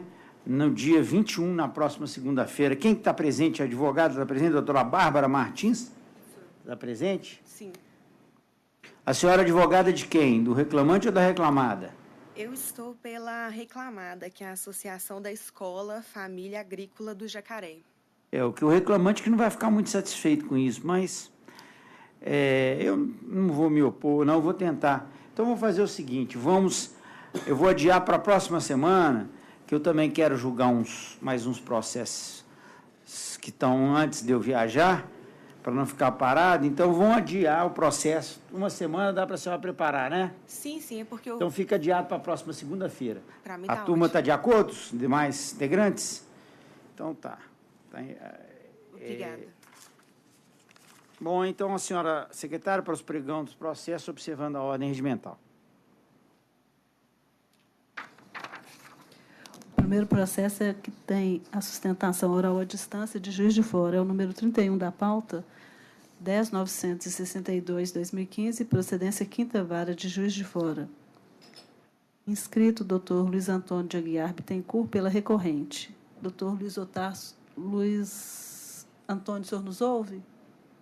Sim, ouvindo bem, muito bem. Ouvindo bem, muito bem. Então, é o 31 da pauta. 31 da pauta, advogado de quem que está inscrito? O senhor está falando por quem, doutor? Eu estou falando pelo ABC, pela reclamada. Pela reclamada. Então, eu vou diretamente à conclusão. Eu conheço o recurso ordinário da reclamada, bem como do apelo adesivo do autor. No mérito, do provimento parcial ao apelo da reclamada, para determinar que a ela sejam restituídos os valores adiantados para cada perícia no importe de R$ 1.500 cada, registrando que os valores devidos a cada um dos peritos devem ser limitados a R$ 1.000, conforme resolução do artigo 3º da Resolução 66/2010, com as alterações previstas na Resolução 78, devendo ser pago a eles conforme previsto na aludida Resolução 66. Quanto ao recurso do autor, eu nego provimento. Mantenho o valor da causa da condenação porque ainda é compatível. Inscrito para a sustentação oral, eu estou sem a relação aqui, por favor, doutora Jocélia. Deixa eu pôr aqui no...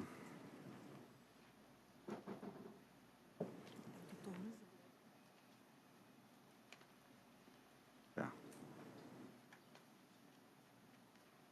Estão presentes aqui os advogados do reclamante e da reclamada. Eu estou tentando aqui colocar o meu celular no silencioso, porque senão pode não tocar. Tá. Só o reclamado. Tá certo. Então, com a palavra, inscrito para sustentação oral, o doutor Luiz Antônio de Aguiar Bittencourt, pelo recorrente, à distância do foro de Juiz de Fora. Com a palavra, doutor. Boa tarde, senhores desembargadores, representante do Ministério Público. Já ouvi o voto do ilustre desembargador relator, e tem 2 pontos que eu gostaria de apresentar a minha sustentação, um ponto que está contrário ao que consta nos autos, que é a questão do intervalo intrajornada, e o outro que fere o princípio da razoabilidade. Bem, no tocante ao horário da jornada do serviço de horário de almoço, ficou comprovado nos autos que o reclamante possuía serviço externo. E durante o horário de almoço, ele não tinha que voltar para a empresa, que dá qualquer satisfação em relação ao seu horário. A douta juíza sentenciante, ela se baseou na oitiva da testemunha do reclamante. Mas a testemunha do reclamante, no seu depoimento, ela afirma que somente algumas vezes participou, esteve com o reclamante. E já a testemunha da reclamada, ela confirma que orientava, viajou, trabalhava com o reclamante fora da empresa, na entrega de mercadorias, e que orientava os seus funcionários a usufruírem 1 hora de intervalo de almoço. E mais, que todos os motoristas, todos os ajudantes, eles recebem tickets, são orientados em relação a se alimentarem. Então, primeiro, pelo nosso entendimento, não ficou demonstrado nos autos que o reclamante não gozava do seu intervalo intra-jornada, e mais, que ficou comprovado pelo depoimento, inclusive da própria testemunha do reclamante, que ela afirma textualmente que a reclamada não estabelecia o horário que o depoente teria que parar para o intervalo. E mais, que não havia nenhum tipo de controle por parte da empresa em relação a esse intervalo. Ora, se o empregado sai da empresa, o empregado só volta ao final do dia, que seu intervalo ele é combinado junto com o motorista para fins de fazer as suas adequações em relação a descanso alimentar, como a empresa pode ser penalizada em relação ao não gozo do intervalo. E a doutora juíza, ela fundamenta a sua decisão no sentido de que é razoável não conseguir gozar desse intervalo pelo número de entregas, mas não foi feita nenhuma perícia nesse sentido, no tocante a se ele conseguiria ou não atender às entregas e gozar o seu intervalo. Então, nesse primeiro aspecto do intervalo intra-jornada, a reclamada protesta, né, pela reforma da decisão e pela improcedência do pedido.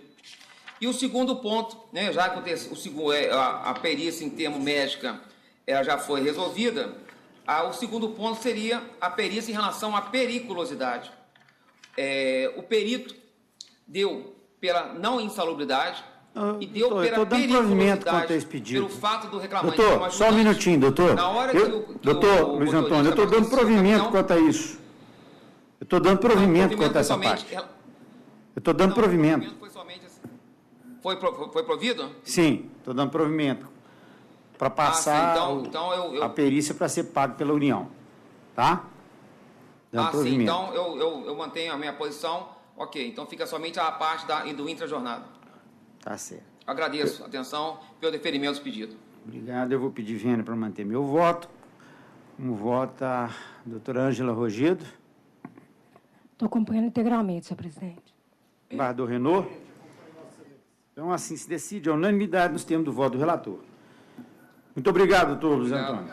Obrigado, boa tarde. Obrigado.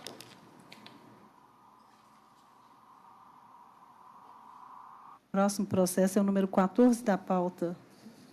É o 10.450, 2016, procedência 8ª Vara de Belo Horizonte. Inscritos, doutor João Henrique Bicalho, pelo reclamante. É o 14 da pauta.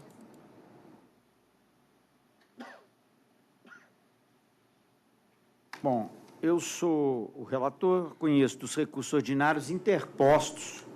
Doutor João Henrique está presente?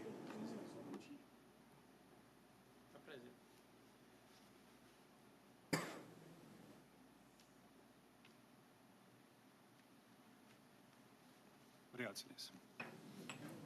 Eu conheço dos recursos ordinários interpostos pelo reclamante e pela primeira reclamada BRF. Rejeita a preliminar de prescrição suscitada pela ré e acolhe aquela do autor para afastar, aquela preliminar, para afastar a prescrição total quanto ao pagamento das comissões suprimidas, fixando-lhe o marco prescricional em 1º de abril de 2011. No mérito, eu nego provimento ao apelo da primeira ré e dou parcial provimento ao do autor para acrescer à condenação o pagamento da comissão por vendas no percentual 17,43 do salário base do autor, a ser apurada mês a mês durante todo o período não prescrito, com reflexo em repousos, aviso, férias mais 1/3, 13º, fundo de garantia mais 40%. Elevo o valor da condenação para R$80 mil, com custas de R$ 1.600 pela reclamada, que fica intimada para complementação do preparo nos termos da súmula 25, inciso 3 do Coleno, Tribunal Superior do Trabalho. Então, inscrito para sustentação, o doutor João Henrique Bicalho, a quem concedo a palavra.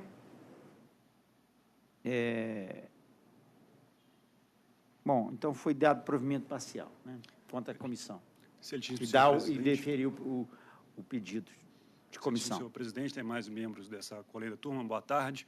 A proposta de voto atende à pretensão do reclamante. Gostaria de me resguardar o direito de sustentar no eventual voto divergente. Pois não. Doutora Ângela? Eu estou integralmente de acordo com o relator.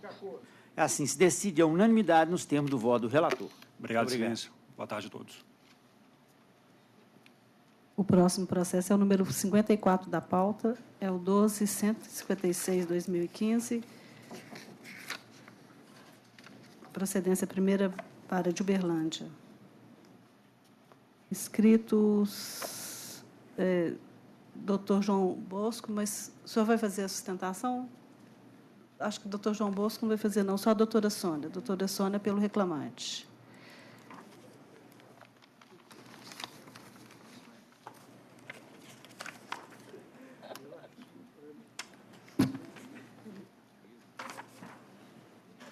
Bom, eu conheço dos recursos interpostos pelas partes. No mérito, nego provimento ao recurso dos reclamados e dou provimento ao recurso da reclamante para determinar que o banco proceda à retificação de sua carteira, a fim de que a autora conste como sua empregada, no prazo de 5 dias depois de intimado do trânsito julgado da presente decisão. A fim de dar efetividade prática ao provimento, determina o pagamento de multa diária no valor de R$ 100 para o caso de descumprimento da obrigação de anotar a carteira de trabalho. Mantém o valor da condenação porque ainda compatível. Inscrita para sustentação oral, doutora Sônia Aparecida, a quem conceda a palavra, consultando se aguarda o primeiro voto divergente, eu gostaria de acrescentar alguma coisa. Excelentíssimo senhor presidente, agradecidos julgadores, nós aguardamos aqui o voto divergente e pedimos que não haja. Pois não. Doutora Ângela, com a palavra. É o processo... da limitação, né? É o processo 12.156. Está aberto aqui. O reconhecimento do vínculo, né? Já houve aplicação das convenções coletivas, integralmente de acordo, senhor presidente. Desembargador Renaud? E assim se decide a unanimidade nos termos do voto do relator. Obrigado, excelências. Uma boa tarde. Boa tarde. O próximo processo é o 55 da pauta 12.617/2017, procedência segunda vara de Nova Lima. Inscrita a doutora Fernanda Gonçalves Rocha, pelo reclamante, o doutor Lucas Miranda Caldas, pelo reclamado. É o 55 da pauta.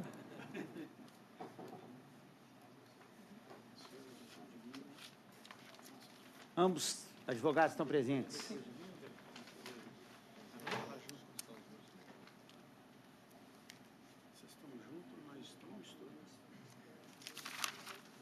Eu acolho a preliminar eriçada pela reclamante, em contrarrazões, e não conheço do recurso ordinário interposto pela reclamada Belov Engenharia Limitada por deserto.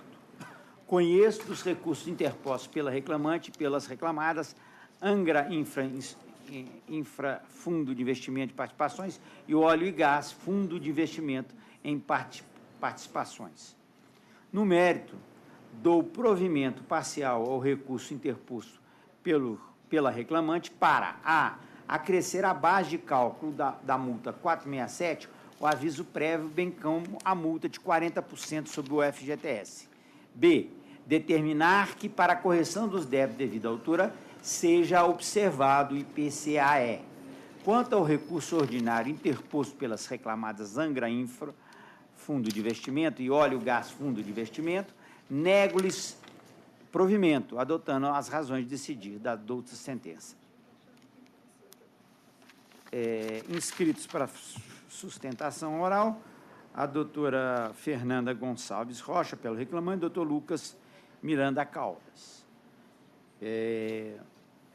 A reclamante, doutora Fernanda, consulta se aguarda o primeiro voto divergente ou deseja fazer alguma ponderação?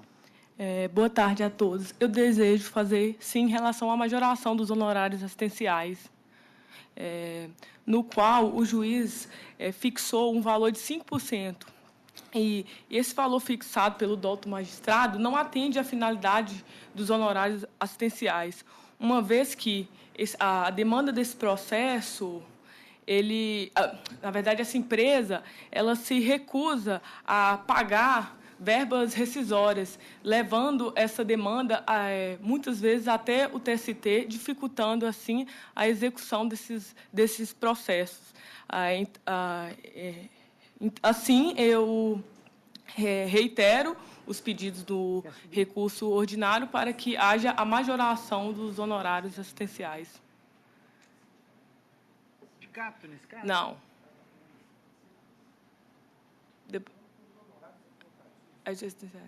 Honorários advocatícios? Isso. Isso. Para 15%. Então, com a palavra, o doutor Lucas Miranda Caldas, pelo reclamado. Essa ação foi proposta depois? Excelentíssimo senhor presidente, relator do processo, excelentíssimos senhores demais votantes, presidente, o outro representante do Ministério Público, demais servidores, boa tarde.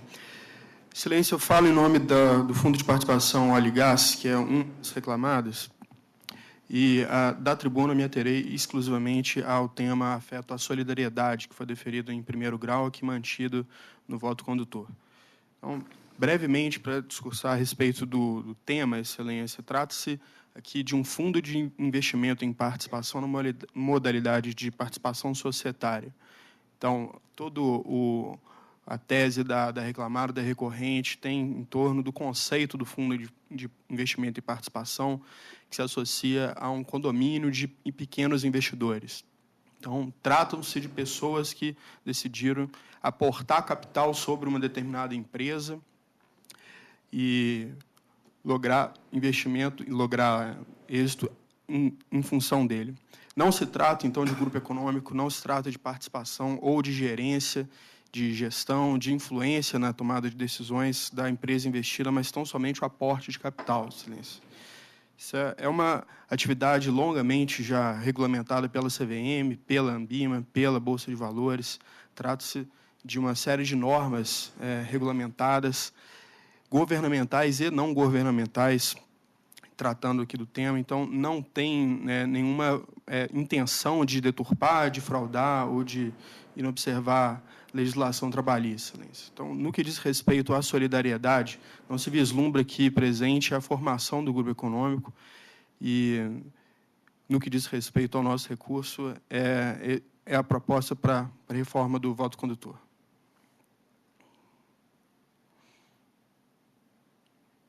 Obrigado, doutor. Bom, essa questão dos fundos de participação, quando não era só... Ele tinha uma certa ingerência, né, que participava do comitê, segundo a decisão aqui recorrente, ele participava de um comitê, a empresa tinha um comitê de gestão e que esse fundo participava desse comitê. E quanto à redução ao aumento dos honorários, aqui eu acho que não é prudente. Nós temos aí essa questão de honorários na Justiça do Trabalho, a não ser nos casos de sindicato, né? A gente tem que ter uma prudência, porque não é da cultura da Justiça do Trabalho esses honorários, né? Então, nós temos que ter, por enquanto, um pouco de prudência, muita prudência para a aplicação desses honorários advocatícios. Então, eu vou pedir vênia, mas eu vou manter o valor arbitrado em primeiro grau. Senhora Ângela. Também de acordo, senhor presidente, estou acompanhando. Bem, os honorários agora, como uma temática nova, cujos resultados aí, para o futuro nós não sabemos, e seria um tratamento igualitário, né? Porque realmente 5% é um percentual pelo trabalho que o advogado tem, não só da empresa, mas também do reclamante em geral, né? Os advogados têm, mas, como Vossa Excelência disse, nós temos que caminhar com muita prudência, com muita cautela, para ver os desdobramentos. Então, eu também vou acompanhá-los. Pois não. Então, assim, se decide a unanimidade nos termos do voto do relator. Muito obrigado. O próximo processo é o número 44 da pauta, 11.618/2017, procedência 45ª Vara de Belo Horizonte. Inscrita a doutora Luísa Oliveira Mascarenhas, cansado pela reclamante. É o 44 da pauta.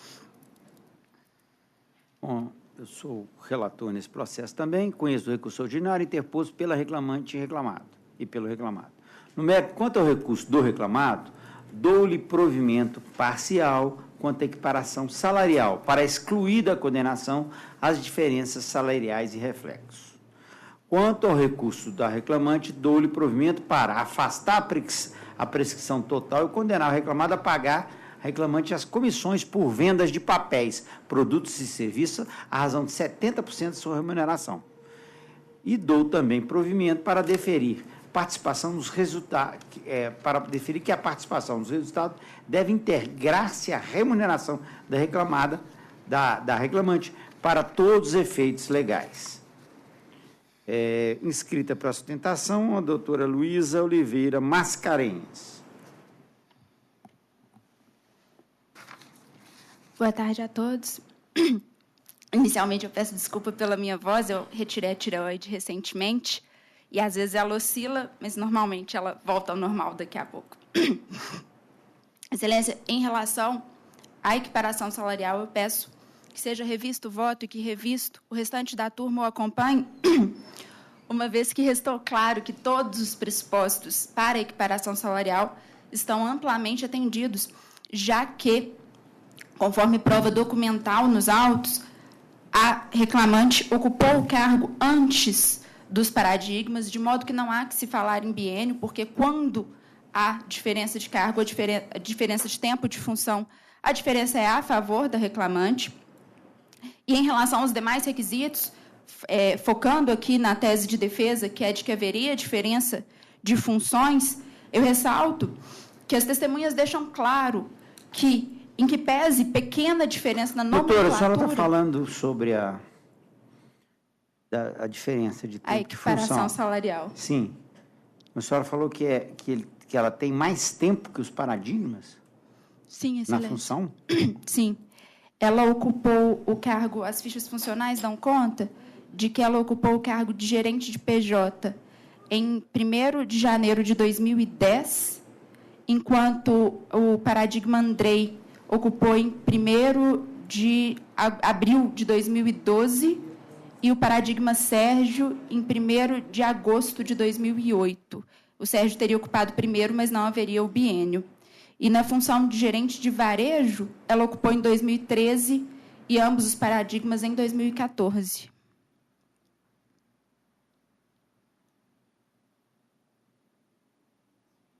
Eu estou com uma... Eu vou fazer o seguinte, eu vou esperar ela terminar a sustentação oral, talvez eu retire de pauta para conferir isso aqui. Continua? Porque está muito distoante, né? Pode terminar. Obrigada, excelência. Em relação à diferença de função, então, que é onde se fulcra a tese de defesa, eles argumentam que haveria uma diferença de funções em razão de pequena diferença de nomenclatura dos cargos, em que pese haver realmente uma diferença de nomenclatura. A reclamante ocupava o cargo de gerente de empresas 3, a carteira de empresas 3, e os paradigmas empresas 4. Não obstante, ficou claro pelo depoimento das testemunhas, e são uníssonas tanto as testemunhas da reclamante quanto dos reclamados, que não há diferença, uma vez que é função dos gerentes a prospecção dos clientes. E uma vez que eles prospectam os clientes, esses clientes, sendo empresas de grande, médio ou pequeno faturamento, eles cuidam desses clientes até que o banco realoquem aí de acordo com a mera formalidade do banco, mas muitas vezes esses clientes acabam continuando com eles durante muito tempo, e isso é uníssono, tanto as testemunhas do reclamado quanto do reclamante são nesse sentido. Os demais requisitos para equiparação salarial, eles são incontroversos nos autos, trabalharam em Belo Horizonte, não há aí o biênio, como eu ressaltei no começo, e não há tampouco diferença de produtividade. Então, nesse sentido, eu peço que seja revisto o voto de Vossa Excelência e que, e que revisto o restante da turma o acompanhe. Bom, eu vou, em face dessa tentação oral aqui, me ocorreu uma dúvida, então esse processo fica adiado para a próxima sessão. Eu vou conferir, tá certo?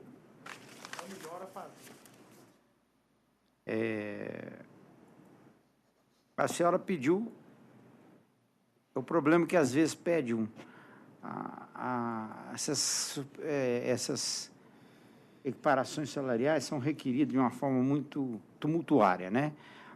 Fala um monte de paradigma, um monte de coisa, chega lá, a gente fica perdido, que a gente não sabe qual que é o cargo, cada um que é com cargo, com uma diferença. Em geral, é muito tumultuário isso. Chegou a casa semana passada, o advogado pediu uma equiparação salarial e, ao mesmo tempo, pedia substituição. Quer dizer, uma confissão de que não havia equiparação, porque você está pedindo substituição de um paradinho que ele pede equiparação, né? Então, chega a esses absurdos, assim. Então, fica aquela... não se trata do caso aqui, mas aqui tem vários, né? E eu quero conferir direito isso, porque aqui eu estou tendo uma outra visão de que ela tem mais o meu voto que eu já vou proferir, no sentido de que os paradigmas tinham mais tempo de função do que a reclamante. Então, vou conferir isso novamente aqui, vamos ver. Fica adiado, então, para a próxima sessão. Muito obrigada, excelências. Bom O dia. está me obrigando a trabalhar na sede. Também estou achando, viu? Segunda. A tática é interessante.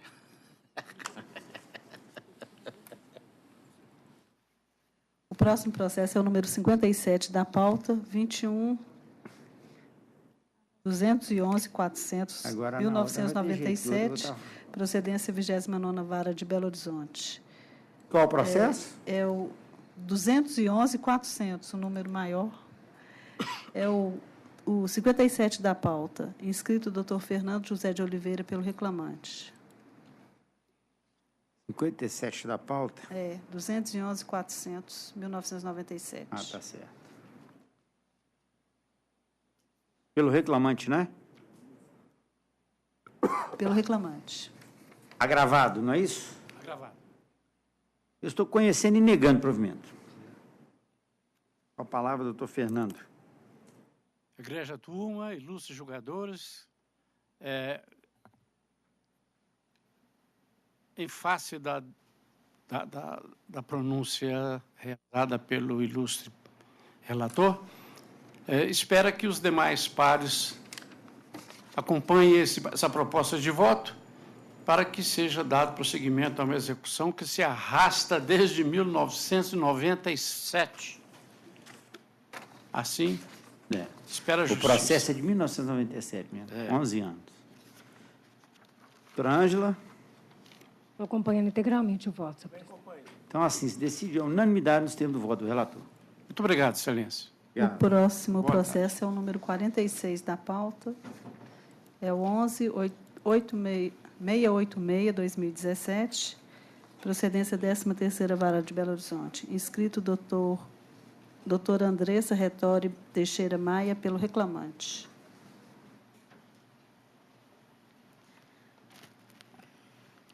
Boa tarde, desculpa, é só uma correção, é pelo reclamado. Pela reclamada que a senhora está falando. Isso. Recorrido, né? Isso. Recorrido. Tá certo. Conheço do recurso ordinário interposto pelo reclamante.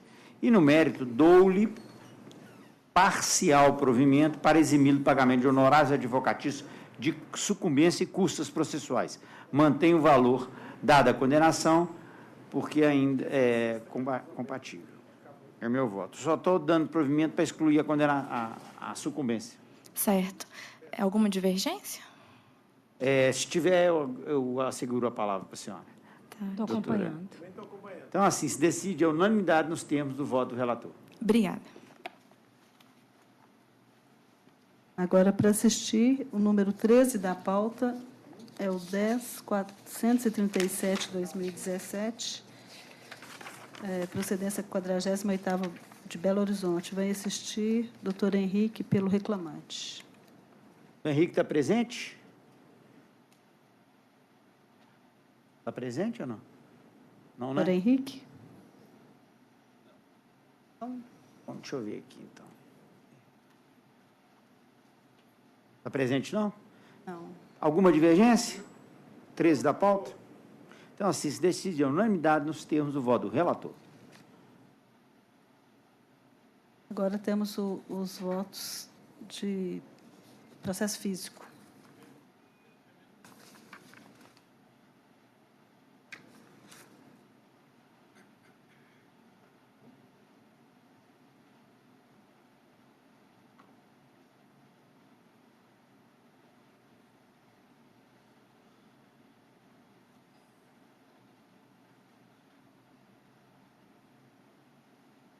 É doutor Moisés que está presente?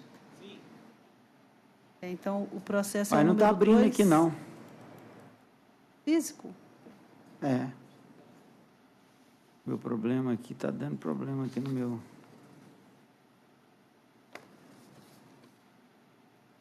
Ah, não, deixa eu ver aqui. Processo número 2 da pauta é o 2... Está presente, advogado? Está presente. 2/2018, procedência 5ª Vara de Belo Horizonte. Agravante é Gilmar Mendes e agravado Construtora Remo Limitada, Celta Engenharia e CEMIG Distribuição. Dr. Moisés Fonseca Monteiro, pelo agravante.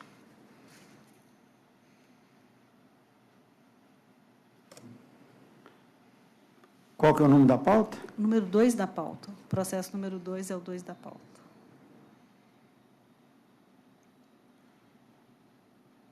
Doutor Moisés, pelo reclamante. Pelo reclamante. Recorrente, não é isso? Isso. Conheço do agravo. E, no mérito, dou-lhe parcial provimento para determinar a retificação dos cálculos de liquidação. A. De forma a não incidir correção monetária sobre os valores negativos apurados a título de horas extras, conforme estabelecido na súmula 187. E, 2. Para limitar, a partir de abril de 2010, inclusive, as deduções relativas aos tickets de refeição ao valor mínimo diário estabelecido na CCT, aplicadas ao longo do Pacto Laboral do Autor, que deverá ser multiplicado pelo número de dias efetivamente trabalhados em cada mês, conforme registro de frequência anexados aos autos. Tudo conforme se apurar em liquidação. Escrito para sustentação, doutor Moisés, a quem conceda a palavra, consultando se aguarda o primeiro voto divergente ou tem algo a acrescentar. Excelência, é só com relação aos tickets, se o senhor me permitir uma pequena, reiterar a alteração do voto, data máxima vênia, e bem dentro daquela cultura de que quem não chora não mama, a gente, ainda que contemplado, eu gostaria de acrescentar o requerimento da possibilidade de alteração, cumprimentando a todos os ímpetos julgadores, aos servidores e ao membro do Ministério Público, e cumprimentando a todos, e também agradecendo ao senhor a deferência de estar aí durante as suas férias, mostrando a forma hercúlea como o senhor exerce as suas atribuições de forma dedicada. É só com relação aos tickets, excelência, eu agradeço o voto penhoradamente, mas eu queria verificar a possibilidade de, na medida que a reclamada não juntou o comprovante do pagamento no momento lá da execução, assim como determina a sentença, portanto, não foram comprovados que ele pagou nem mesmo o mínimo da CCT. Né? Ele não se desincumbiu aí desse ônus de comprovar. Eu peço para que sejam reconhecidos, para que os cálculos sejam refeitos, sejam revisados no sentido dele não ter que prestar essa contribuição e que isso não seja deduzido na medida que a reclamada não se desincumbe da sua obrigação de provar que fez os pagamentos. Como determina a sentença, é só isso. Ao invés de mas ser nós o estamos mínimo... em agravo de petição, trânsito e julgado. Nós estamos cumprindo o trânsito e julgado. Não pode... Se isso já está determinado no trânsito e julgado, não tem jeito de alterar isso, não. Aqui é só os critérios do parâmetro. Não, sim, o critério é porque, na verdade... Se na decisão mandou, está cumprindo a decisão. Não pode, em agravo, alterar isso, não, né? É porque ele não juntou... Como é que eu vou... Mas já determinou, na fase de conhecimento, já está determinado isso. Transitou e julgado essa determinação. Aqui é só se discute o valor que vai ser feita essa dedução. Aí nós vamos estaríamos violando a coisa julgada. Peço vênus, vou manter meu voto. Também estou acompanhando, senhor presidente. Então, assim, se decide a unanimidade nos termos do voto do relator. Muito obrigado. Obrigado. Eu reitero os agradecimentos pelo voto e pela atenção. Boa tarde. Pois não. Doutor Zé Eduardo, terminaram os advogados presentes. Pode terminar